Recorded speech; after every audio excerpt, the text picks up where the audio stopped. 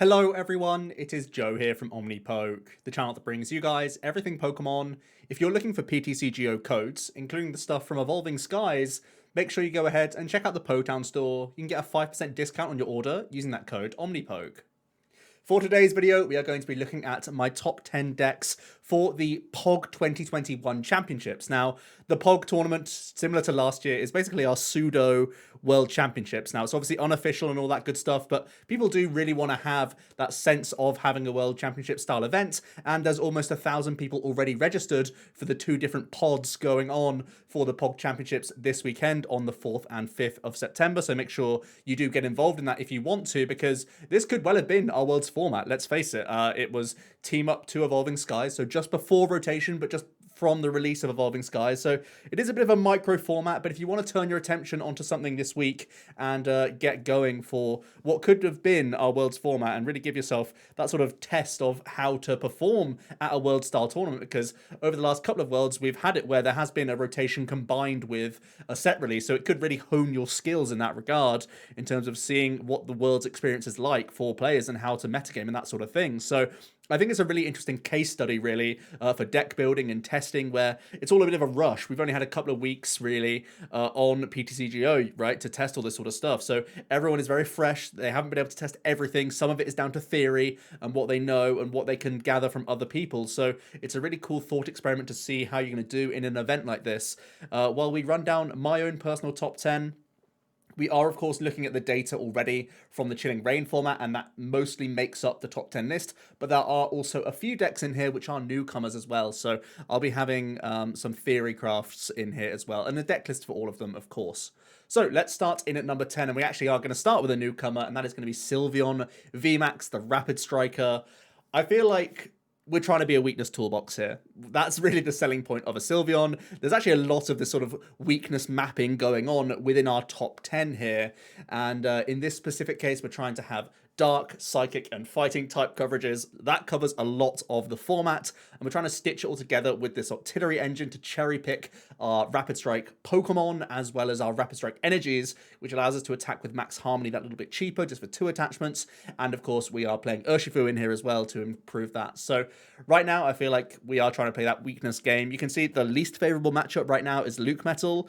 That can sort of be turned if you want to play your Blaziken in here as well. I think that's just a little extra bit of spice on top of that. And you'll see when we get to the list now that I feel like there's not much space warranted. And of course, you still have the same issue of getting through the Zamazenta. So I don't think Blaziken instantly wins you that Luke Metal matchup. There's more nuance to it than that. And of course, they can easily be playing coating metals and that sort of thing. So yeah, I think that's the biggest one to look out for. But I think in general, we're pretty good. I feel like we have a game plan against some of the top decks. We have answers to Shadow Rider. We have answers to Eternatus. Even though I've only put Urshi Intel as a close matchup, we do have that one hit KO capacity with that Sylveon VMAX, and that's something that's going to be important because a lot of people are touting Urshi to be one of the strongest decks in the format. So let's have a look at the list. A little bit different to the post-rotation list that you may have seen on the channel already. We are weaving the Urshifu in here, and I think that's just because of how the weakness map is playing out in exactly this format. We still have Dark Box to contend with. Urshifu with that sniping pressure is good against a Dene and all sorts of other things. So yeah, I do really like the Urshifu still in the pre-rotation format. And we are playing the Denes in here, which allows us to be a bit more combo heavy than we would be in the post-rotation meta. So we can play things like E-Switch with Moltres to try and pop off with that Rapid Flow maybe a couple times if we're trying to do heavy lifting with the Urshifu. So yeah, I think that's really awesome. We have the Sylveon in here, obviously, to hit against Urshifu. So it's kind of like a mirror-centric Urshifu deck, if you take it that way. Obviously, you don't have the same Inteleon ping shenanigans going on. You're a little bit less tactical here. You're trying to get only 1 or 2 Rapid Flows in throughout most games, but you will try and weave them in. I mean, you're trying to use Moltres to help out against your Shadow Rider, but at the same time, it's allowing you to enable this E-Switch so that we can attack with the Sylveon or attack with the Urshifu all in the turn if need be. So yeah, that's a really nice sort of reload option for us.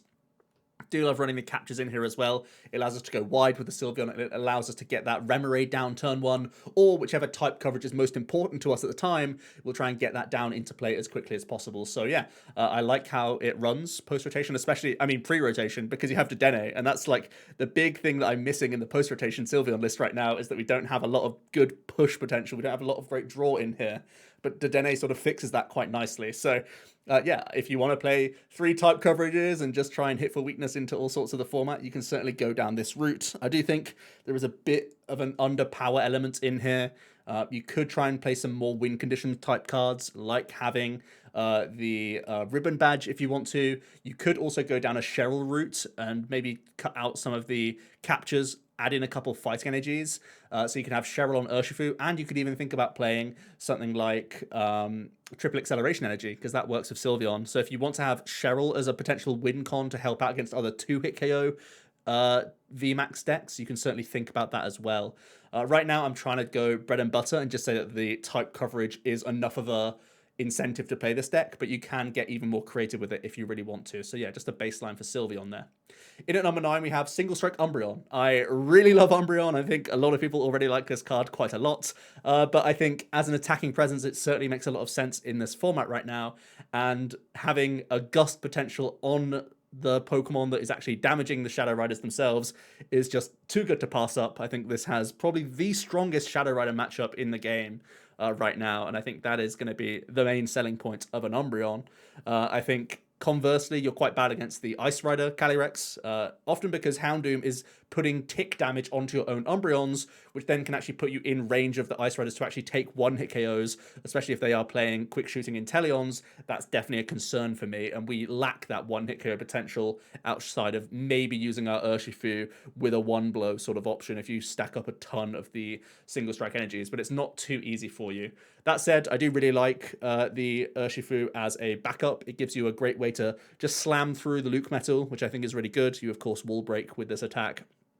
Gives you type coverage against Dark Box and Eternatus at the same time. So again, you can see a lot of these sorts of decks in the format right now. They're trying to splash in different type coverages to gain advantages here and there, just because the nature of ×2 weakness is so ridiculous in this format, and sometimes letting a Shadow Rider stick on board with a ton of energies allows them to go over into 1-hit KO range. Allowing an Urshifu to sit in play and do double G-Max Rapid Flow is just horrible for you. So there's a lot of threats in the game right now that you just have to insta-kill, and it's basically only type coverage that allows you to do that. So yeah, I think that's another strong suit for the Umbreon. Right now, I think Urshifu is probably one of the harder ones. We are reliant on Houndoom as our acceleration for the most part. So Urshifu can, of course, crumb those, especially if they've gone first, got that early attachment down, threatening that Geomax Rapid Flow. You're pretty terrified. I also think ADP Birds is that little bit awkward. We don't have great numbers into Zacian unless we're using our Urshifu V, which is easy to be like response KO'd for them for 3 prizes. So I think those are some of the slightly unfavored in there as well. But here is the list, pretty similar to what I've been playing post-rotation actually. The only real changes is that we've worked in a couple which is nice, and I've got a Crobat for a Dedenne. Pretty much standard outside of that. Yeah, I think it's just solid. I have actually gone up to 3 urns in the pre-rotation meta, as you can see in this list, and that's because of Luke Metal and how often you need to chain that G-Max 1-blow. I think it's possibly less so the case post-rotations, where I was just at 2 copies, but now I have gone up to 3, as I am respecting Luke Metal as one of the top decks in the game in this format. So yeah, just a small note there, but pretty much bread and butter. You have a nice engine here as well. You have the captures to fall back on. You only need to have 1 Houndoom by turn 2 to be threatening the Max Darkness from the Umbreon, so that's also really cool. You have Pierce to sort of get you into some of these cheeky energies, as well as maintaining your stage 1s. There's a lot to like here, and I think it's a really neat package where you're pretty decent against the majority of decks. It's just that Ice Rider that's the huge headache for you, I would say. In at number 8, we have an established deck, and for the established decks, I'm going to be using the Trainer Hill data here, and I'm also going to be counting the number of top 8s. Now, this top 8 is from, again, Trainer Hill. I've extracted it from there.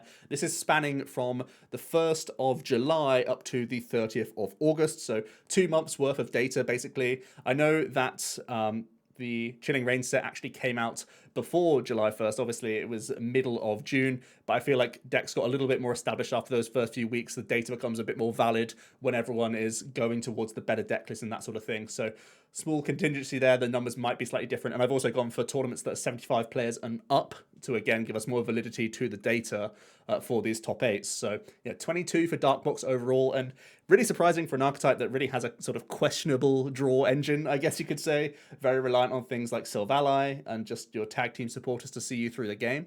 But really, it's just those type coverages that I think are crazy, and that GX attack from Darkrai Umbreon is simply just very, very backbreaking for a ton of decks. There's not much they can do. You basically take a huge knockout, and then they pass back into you in a lot of cases. Like, that's just how it goes sometimes. So yeah, really, really excellent sort of win condition from the Darkrai Umbreon. And yeah, you can see in the data, it's good into a lot of matchups. You're worried about Eternatus because they have such easy one-hit KO potential on your tag teams. And that Ice Rider is also a similar deal here, where they just have such good numbers onto your tag team Pokemon. That's the huge issue for you, I think, for the most part.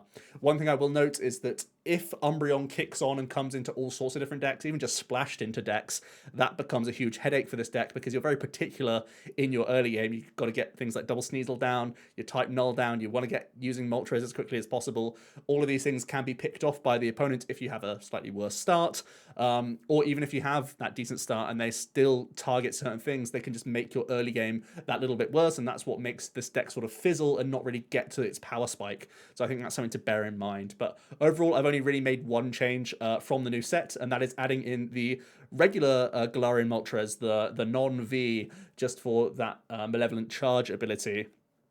Really just because it's that little bit of extra burst, just via a Ball Search or via a Com or whatever. Obviously, you have your Dire Flame Wings as the sort of bread and butter churn throughout the game.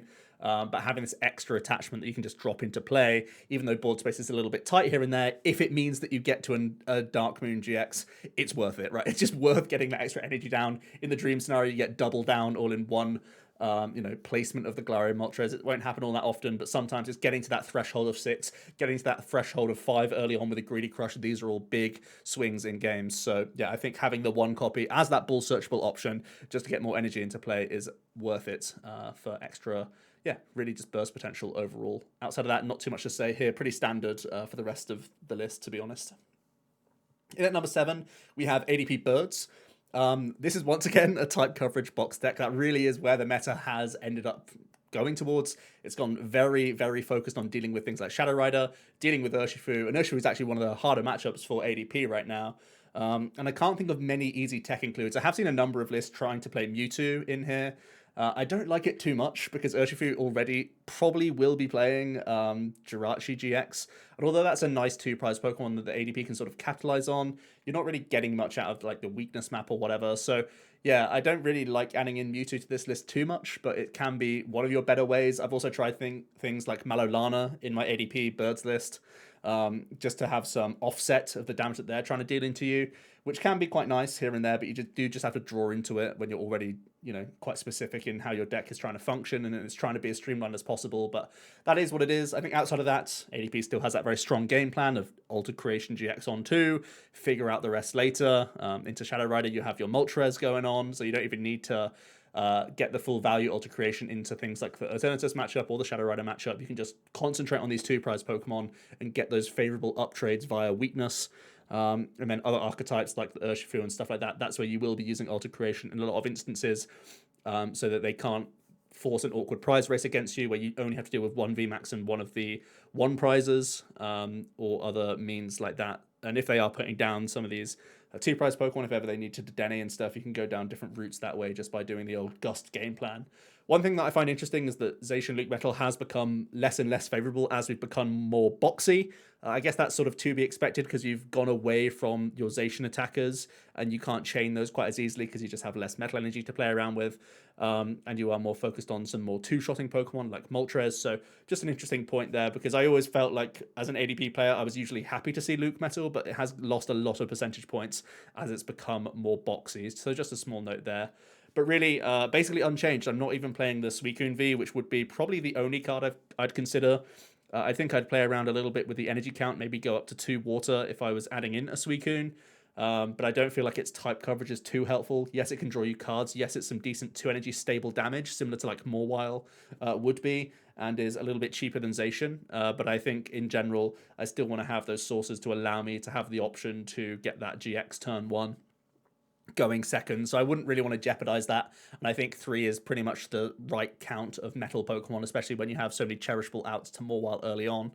So I wouldn't really want to jeopardize that. So yeah, just a cookie cutter ADP Birds, trying to again take advantage of type coverages and do your best really against Urshifu. I think there are those defensive cards that I mentioned. There is Mewtwo that I mentioned, but I think in general, just increasing your odds of getting a turn 2 GX going second is probably your best chance of winning that matchup. As sad as it is to say, I think that's really what you got to boil it down to. In at number 6, we have our last newcomer list of the video, and this archetype was able to take second place in Japan's Nationals, which was this format, actually. It didn't have... I think it didn't have the evolutions going on. Oh, yeah, of course it did. It did have the evolutions. It didn't have the Rayquaza stuff. That's what it was. So it did have Eevee Heroes, but it didn't have, like, Blue Sky Stream, I think it was, that set, which is basically the Duraludon and the Rayquaza set. But essentially, you get to play the Umbreon, and that's really the big thing here, where Mewtwo gets to pair itself with a nice Dark type to finally overcome its issue of Shadow Rider, and that's basically been the thing keeping Mewtwo Welderbox down all this time and making it, I don't want to say unplayable, but way less useful. I actually looked at its matchup spread pre this set coming out, and its matchup spread, it hasn't been performing very well, obviously, but that's because it has to fear Shadow Rider, but its other matchups were very, very strong, actually. So I feel like covering that hole with the inclusion of Umbreon is a really good deal here, where now we're threatening Eternatus, Urshi, and Shadow Rider decks that we've mentioned, but we haven't seen them on the top 10 list yet, so they're all high contenders right now, and having answers to all of those sorts of things is really, really exciting and does give this deck a lot of merit here. So once again, we're trying to represent different type coverages to hit these 3 prize Pokemon for weakness all in a turn, take big KOs. Welder now has the accompanying Umbreon, which isn't only good for Shadow Rider, but it also allows us to have more gust potential to take advantage of our huge output that we can achieve here with, burst acceleration. So, yeah, we know that at its core, Mewtwo Welder has been a really strong archetype before, and Umbreon as an attacking presence now, as well as a gusting presence, is a really welcome include. I think some of the most awkward matchups are Sylveon, just because they can hit for the Mewtwo for weakness, and we don't actually have a type coverage to respond on that, and Ice Rider, because they find it so easy to hit 270 with the help of quick shooting. Those are the things that I'm most afraid of. And again, we only really play a Mawile here to help hit back into the Ice Rider. So not too many good options. But yeah, like I said, this is very close to the Japanese list. There are a few changes. I've tried to, again, simplify it down to as much as I can. But in general, you have a lot of good answers here. You have the option to Horror House. You have the option to Miraculous Duo. You have the option to Double Blaze. And I've added in Flare Blitz GX, which wasn't in the Japanese 60, but I think it's really helpful against things like ADP Birds. So I feel like it's a card worthwhile playing right now. That's probably a flexible spot, though, because you may just want to choose other GX attack options. But in general, you've got your Zapdoses to help out against Eternatus. You have your Umbreons, which are gusting in general games, but also very strong against the Shadow Rider. You've got your Mewtwo to help out against Urshifu, and you've got your little toolbox going on here as well. Obviously, Reshizard, you can put it down and play it against the Luke Metal matchup, and that's obviously a huge headache for them. So a lot going on in the deck, as is the case with most Mewtwo's, and you'd have to be a little bit afraid of the sort of 2 and 1 counts going on within the list. But in general, at its core, we're just trying to sift through the deck, thin it out with Cherish Balls and our other ball search here to just dead change all of these tech Pokemon away, get rolling with our Welders, and yeah, Aurora's obviously a big card to hit. And if anyone watched those Japanese Nationals, you could actually see this in practice. It did lose to Shadow Rider in the finals, but that's not to say that it's like a bad matchup. I think we have good answers here to overcome Shadow Rider, so just something to bear in mind. So yeah, I'm excited to see how a Mewtwo Welder box actually performs with this new Umbreon package. I've never been a huge fan of Mewtwo myself. I'll hold my hands up to it, but you have to accept the only real tournament that we have to go on right now is that Japanese Nationals, and Mewtwo did exceptionally well, so yeah. In at number 5, we have Lucario Melmetal. I think it's a very difficult deck to play against for a lot of these archetypes, especially with like not many of them playing Path and only a few Phoebes here and there. I would only ever expect them really in Eternatus. Not many archetypes even bother playing the card whatsoever. And yeah, it's had a decent number of top 8 placements. I think Shadow Rider is obviously the weakest matchup on paper that we can see right now. But I do think we are gaining some percentage points as people move away from potentially some handlock packages, moving away from Aurora packages, and moving towards Alcremie, which is a very risky card to play in this matchup because, of course, it does have that metal weakness. So I do think you are gaining potentially some percentage points against Shadow Rider. Maybe I'm underestimating the power of Horror House in this matchup, and that could be a driving factor of why this is awkward for Luke Metal. But I think in general, you are gaining some percentage points here. Not to say that it's a good matchup, but I think it could easily be in that 40% range with the way that the lists have adapted, really. So that's something to bear in mind. My only real thing about Luke Metal, because I feel like I could quite easily lock in Luke Metal knowing, we know the list pretty much. It only has a few new cards from the new set. We know how it's going to perform against the majority of the field. That really the only unknown sort of niggling in the back of my head is these Welder decks. If there's going to be even just the Victini Umbreon, Mewtwo Welder deck, some of the Last Dance sort of archetypes. There could even be a Welder box now with a new Volcarona V. You never know. Tempo Zard could be back. So yeah, these are the things that scare me a little bit for Luke Metal. But overall, I like its matchup spread, even though Shadow Rider's an awkward one. I feel like it's getting better than the stats are showing, so just something to bear in mind there. The only thing I've really changed about the list is I've added in Crystal Caves. Yes, taking out Swell may make it a little bit worse against Path, but I'm expecting most of the Path decks are just Ice Rider anyway, and I think you're fine against Ice Rider, to be honest with you. And we still have Guzhala for the Crystal Cave, so you do have early bounces for you to allow you to Intrepid Sword. Maybe you get caught in the later game where you're not able to Sword, but if you've been able to maintain your attackers anyway in that matchup, you'll be pretty fine. So maybe it's a little bit greedy. You could go to 2 Cave, 1 Swell if you really wanted to. Getting those extra heals in, I think in general it's very good just because you're retreating around, forcing people to use boss's orders, really putting pressure on them to dig deeper into their deck, which helps you with your sort of resource war that you're trying to play against people. And obviously when you're mining people down so much, they don't always have the answer in hand, so getting like a double dip heal on Crystal Cave or whatever on your like tag team or on Zamazenta or anything like that can be hellish for them. So I think in general it's a solid card to play, but if you are that little bit more afraid of Path, you could easily still splash in a Swell just to make yourself that a little bit more robust against it. But yeah, I think that's really the only change required for Luke Metal. In at number 4, we have Eternatus. It's got a huge chunk of top 8 placements, 43. And yeah, you basically just shrug, close your eyes and hope that you face more Shadow Riders than Urshifus, basically. And, as long as you are able to dodge that Urshi, which is a very poor matchup, by the way, 22% is one of the lowest matchups of any deck against another deck right now in the game. But I think outside of that, you're sort of 40s and 50% with upside of having a very good Shadow Rider, upside of being good against Mewtwo as well. So sort of Dark Box, which is solid. And even the new Mewtwo variants, I think you'd be pretty strong against because you can hit that 270 threshold so easily. And you'd be a little bit worried about the Zapdoses, but they do need to churn their way into their Auroras, which is just a 4 of that they have to dig towards. So yeah, I think that's really good. And you become more ruthless as a deck as well, I think. The Umbreon include into Eternatus means that you hit that turn 2 aggro option that little bit more than you ever could. And late game, even if you're getting manied or stamped out of games, now you're able to draw supporters and then hit your Umbreon VMAX for a win condition rather than needing boss in the exact hand that you've been dealt. So I think you just become more clinical than you've ever been as Eternatus just by adding in this 2/2 line of Umbreon. It doesn't really affect the deck too much outside of that. You get a little bit tighter on space. But I think ultimately the outs that you gain just to close a win is just phenomenal. And if you are drawing very well, like I said, that turn 2 Dread End option onto Evolving V Pokemon can be backbreaking as well. So yeah, I think this is a core of Eternatus that has been doing very well. Umbreon, you probably still won't be attacking with Umbreon, even against like an Urshifu. You can maybe power it up with E-Switches. You may need to play more E-Switch if you actually want to use an Umbreon in that sort of case, but I guess it is an option for you if you really need to have a non-fighting weak VMAX to be attacking. I think in general you'll try and use the Moltres anyway, just it's self-accelerating. But I don't think that's ideal. I think you just maintain, you just continue to say like, well, Urshifu's bad. Let's just try and be as ruthless against other archetypes. And that's kind of what the Umbreon provides here, which I think is very, very good.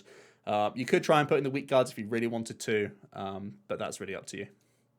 In at number 3, we have Ice Rider Calyrex. And Trainer Hill is kind of interesting because they have Ice Rider and then they have Calyrex Inteleon, which I'm certain is also Ice Rider. So their combined results are 51. And it actually puts them, very high up there in their top 8 stats. And I think that's really telling, actually, of how strong this archetype has become. The Zacian Luke Metal is horrific. As we know, the type coverage is bad. Getting through Zamazenta is awkward. Even if you are playing paths, they have goggles and they have their GX attack that keep you out of range. So sometimes you have to two-shot, and that is just horrific. So yeah, I think that's the big dodge for the deck. But I've been talking so much about this weakness map going on, the fighting types, the dark types, the psychic types, and Ice Rider just not having to care about that is amazing. That's such a good feeling to not worry that you're being targeted by this, that, and the other. You're just sort of doing your own thing and being a consistent high damage output VMAX.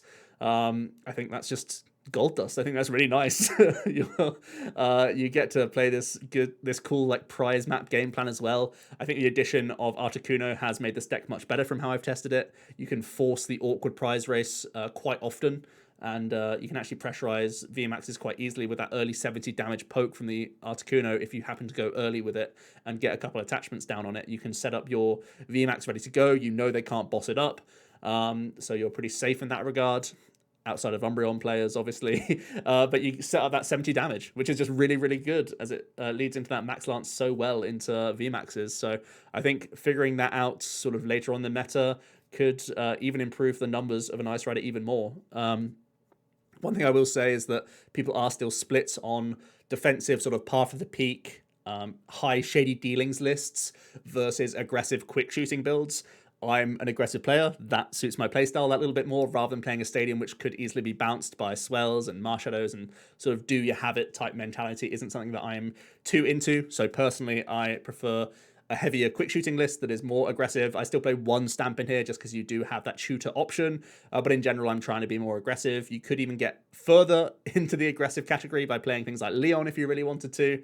You could still play some Camp Stadium if you wanted, even if it's a lower count of path. I've seen like 2 path, 2 stamp being a reasonable count in here, but right now it's really the Articunos that I'm liking more than anything else.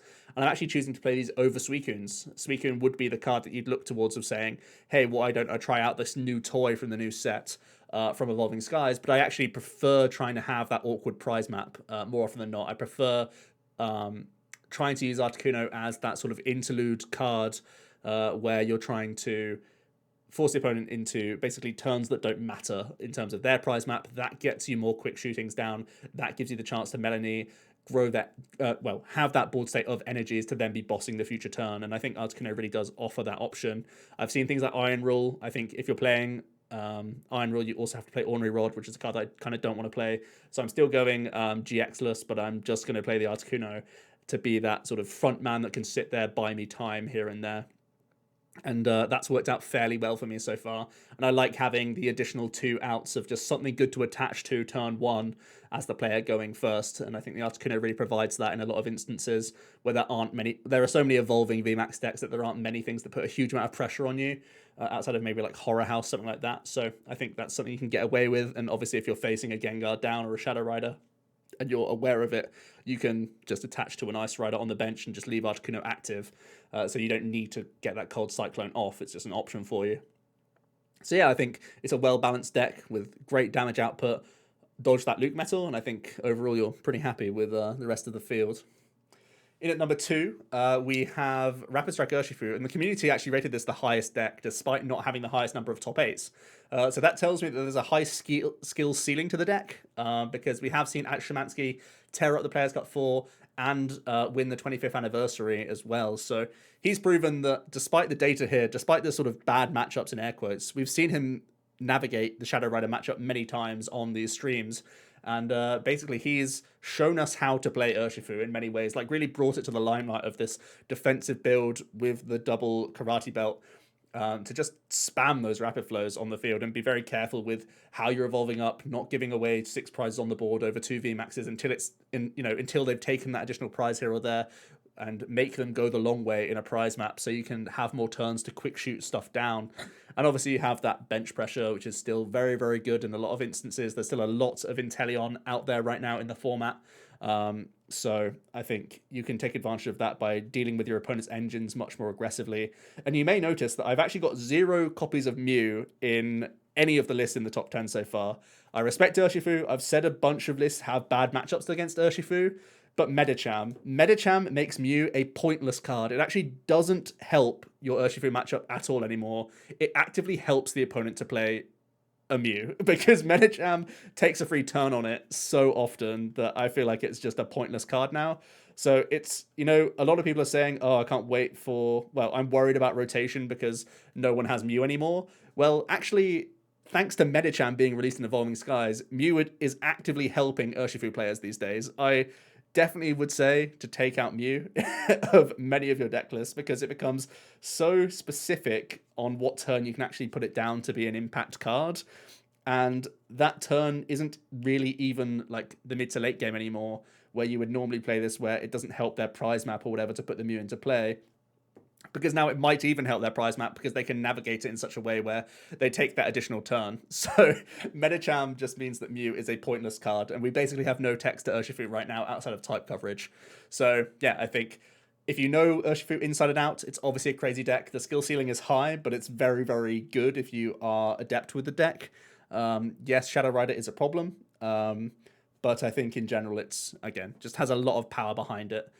So should still be a solid deck. I actually think Zacian is its hardest match. Zacian Luke Metal is probably harder than Shadow Rider. The data doesn't really suggest that, but they're both pretty close, I would say, in terms of how awkward those matchups are. But I think seeing Alex overcome Shadow Rider a few times on stream has given me confidence that that is a winnable matchup, much more than the 25%.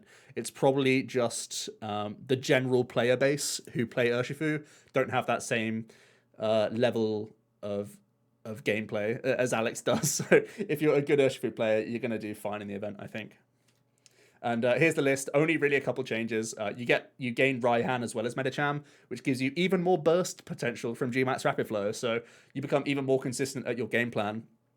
Not only because this sort of helps with like the karate belt thing or whatever, and puts less pressure on us having those tool cards at the right time, but it also just cherry picks Rapid Strike energy out of the deck, and that is also really huge. Just because you're not, panic digging for a Rapid Strike energy to close the game, you know that as long as you have shitty dealings, you can guarantee it with a Raihan. So yeah, I think that's also a really nice one-off. And like I said, Medicham just means that Mew is a pointless card, and that's pretty crazy, I would say.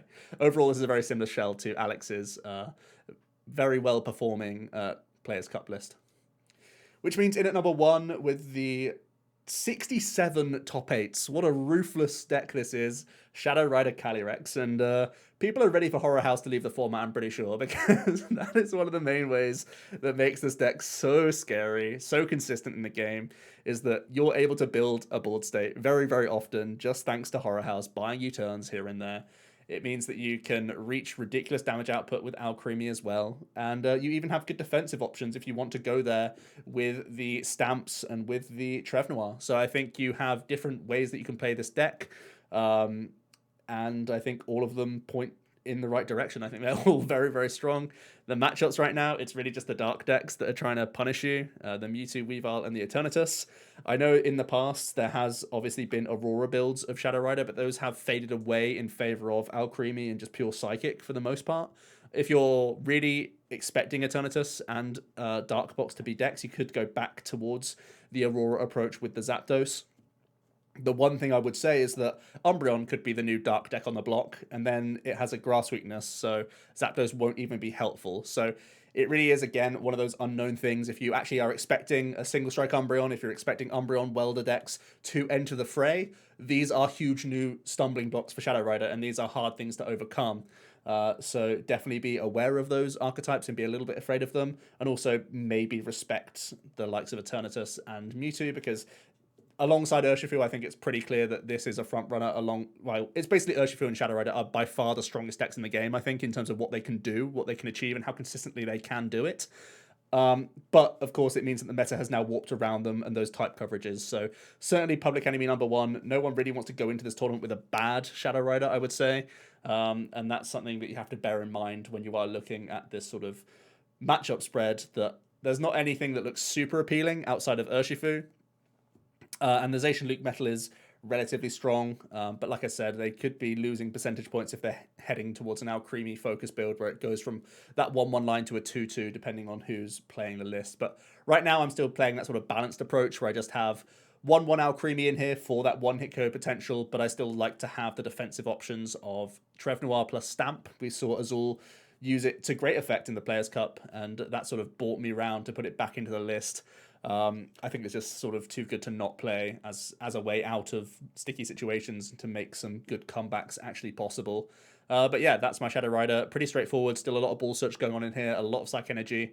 I've tried to weave in training courts after seeing how much I love it post rotation. So I'm playing it right now over Swells, which would be a little bit safer against Path. But you still have the Marshadow. You still have the Rod to reload the Marshadow. I think you should have a good number of outs here anyway. So I don't think it's a huge issue for you. But yeah, pretty much sold on Shadow Rider. I think Horror House is the most bonkers GX attack in the game right now. I think it's more oppressive than ADPs, to be honest with you. And yeah, it's pretty crazy. So that rounds out the top 10. But if you're thinking of some other archetypes outside the top 10, maybe these float your boat. Let's talk about a few of them. Rayquaza in the bottom right, of course, it's the sort of poster boy of Evolving Skies. I actually don't think it's good enough pre-rotation. I think Urshifu and Shadow Rider are just ruthless against this. Either a Horror House early then just allows them to draw into boss so consistently and ruin your setup. And Urshifu is also going to ruin your setup if you are trying a Flaffy build. If you're trying a Welder build, I think it's reasonable. You have things like Volk that could set you up. I've profiled the Victini build as well. I just don't think that you have that consistency. When you're naturally just drawing 3 a lot of the time with Azure Pulse and you're trying to hit Welder combos, it won't pay off all that much. You're very vulnerable to Path as well at many stages throughout the game because you maintain a low hand size for the majority of turns. So I think that's a big question mark around Rayquaza, and I don't think it's going to be strong enough in the POG format. But let me know if you've been able to make it work to great effect. I mentioned the Mewtwo Umbreon deck doing very well in the Japanese format, but potentially Victini Umbreon is more of a streamlined, simplistic build that plays maybe a few less techs and you don't have that same psychic type coverage, but in general, you're going to get that same job done. And like I said, going first, Victini is still a huge headache for decks. And if you play that Aurora Energy and Welder combo, you can get the Umbreon involved against Shadow Rider, which is, again, a huge deal. Leafeon VMAX, another card that I do quite like. I feel like it's not great in this format in the pre-rotation meta because I'm still worried about Luke Metal. You don't have many good answers there. Still worried about ADP as well. Not quite the easiest, even with Grass not being able to deal with tag teams quite easily. I feel like, in general, it's not the strongest play right now, and I'm a little bit worried about Welder decks creeping back into the game, especially a Mewtwo-based Welder. So that makes me think Leafeon's not in the best position pre-row. But I do like the list, and I like its consistency. It's tested well so far in pre-rotation, but it's just a metagame thing that makes me not put it in the top 10. Suicune Altar is another one that I've already profiled. I don't think it's strong enough, essentially, based on where I think it is in the metagame. I don't think it deals with the Zacian decks particularly well, and it, again, isn't really doing that whole weakness map thing, so it can find itself just bullied out by other archetypes. To be honest, I don't think you have enough versatility there, unless you play your own Aurora box with Suicune at the center as more of an engine card. Decidueye could be similar to Zacian Luke Metal as a walling deck. I think it's just way more vulnerable. There's a lot of Inteleon engines going around right now. And even though there isn't a lot of like Phoebe or whatever, I still think many decks have answers to you. You have to heavily commit to umbrellas or big parasols, I think they're called, just to get through Shadow Rider. Yeah, Urshifu is still awkward, but just because they have an army of intels on their side and they can quite easily start quick shooting you down. As well as like stopping you developing your Inteleons, so it means you can't really fight that fight too easily. So yeah, I think if you're already quite awkward against the top 2 decks, and then other archetypes in there as well can be awkward, like Loot Metal is a Snorfest and sort of things. It depends who techs what to win that matchup. I don't think it's not really one of the strongest decks, and I think you've seen that time after time with its results being pretty subpar and mediocre. I think it easily sits outside the top 10, does well if no one respects it, but in general, I think a lot of the decks in the game right now already have naturally decent answers, which makes me think it's not that strong. And then there's Rillaboom archetypes, again, sort of teetering on that edge. The grass typing could actually be getting a little bit better in this format. I know I just said that Leafeon's a bit of an issue, but when you're using Rowlet as well as like Mewtwo and stuff like that, you can have a couple good type coverages, especially if you expect Umbreon to be better. Yeah, I think that's something to bear in mind. Again, the Rowlet then becomes this dual typing type deck that's trying to take advantage of those weaknesses and also reach some higher damage thresholds with that Tropical Hour GX, doing the 200 and shuffling a ton of energies back in. That can be pretty interesting, and the Mewtwo options that you have with like Dragonite GX and that sort of thing is pretty spicy. So yeah, let me know if there are any other decks that you are considering outside the top 10 right now that weren't involved in the list. Let me know what you thought about the 60 cards. What are you going to be going in with? And how impactful do you actually think Evolving Skies is in this format? I think Evolving Skies is one of these textbook sort of sets that has come out with the idea of post-rotation. This is meant to be a set that was built for Sword and Shield on, and we're just sort of having one event of it, having some highlights. I think Umbreon is going to be the star of the show, to be honest with you. A few other cameos in here as well. I think Raihan could find its way into a few interesting lists and have a chance to shine. But in general, I feel like not much has changed with Evolving Skies outside of a few new sort of weakness maps that decks have to overcome. Let me know your thoughts down below. Hope you did enjoy. It's been Joe from Omnipoke, and I'll see you in another video tomorrow. Cheers.